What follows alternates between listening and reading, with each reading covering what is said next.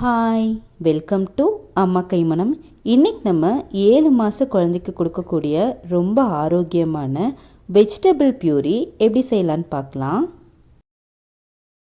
அதுக்காக நான் இன்றைக்கி ஒரு மீடியம் சைஸ் கேரட்டை நல்லா கழுவிட்டு இந்த மாதிரி மெல்லிசான வட்டங்களாக கட் பண்ணி எடுத்திருக்கேன். கூடவே ஒரு மீடியம் சைஸ் உருளைக்கிழங்க நல்லா கழுவிட்டு தோல் நீக்கி இந்த மாதிரி சின்ன சின்ன துண்டுங்களாக வெட்டி எடுத்திருக்கேன்.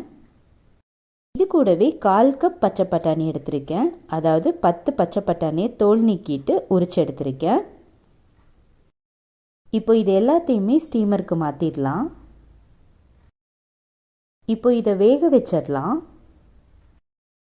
ஸ்டவ் ஆன் பண்ணி ஒரு பாத்திரத்தில் தேவையான அளவு தண்ணியை நல்லா கொதிக்க வச்சுருங்க. இந்த தண்ணி நல்லா கொதிக்கணும். இப்போ இதில் நம்ம காய்கறி வச்சுருக்கிற ஸ்டீமரை சேர்த்துடலாம். இதை ஒரு மூடி போட்டு மிதமான சுட்டில் 10 நிமிஷம் வேக வச்சு எடுத்துருங்க. 10 நிமிஷம் வெந்தால் போதும், இருக்கட்டும். இப்போது 10 நிமிஷம் ஆச்சு, நம்ம ஓப்பன் பண்ணிடலாம்.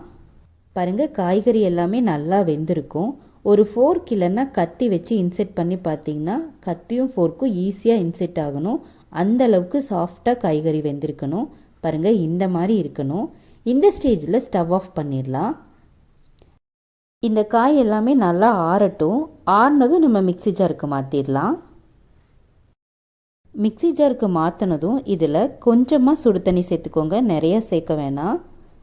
சேர்த்துட்டு இதை நல்லா பியூரி பதத்துக்கு அரைச்சி எடுத்துக்கோங்க. சின்ன சின்ன காய்கறி துண்டுங்கள் எதுவுமே இருக்கக்கூடாது. அந்த அளவுக்கு நல்லா ஸ்மூத்தாக அரைச்சி எடுத்துக்கோங்க. பாருங்கள், இந்த மாதிரி நல்லா ஸ்மூத்தாக அரைச்சி எடுத்துக்கோங்க. இது ரொம்ப கெட்டியாகவும் இருக்கக்கூடாது, ரொம்ப தண்ணியாகவும் இருக்கக்கூடாது.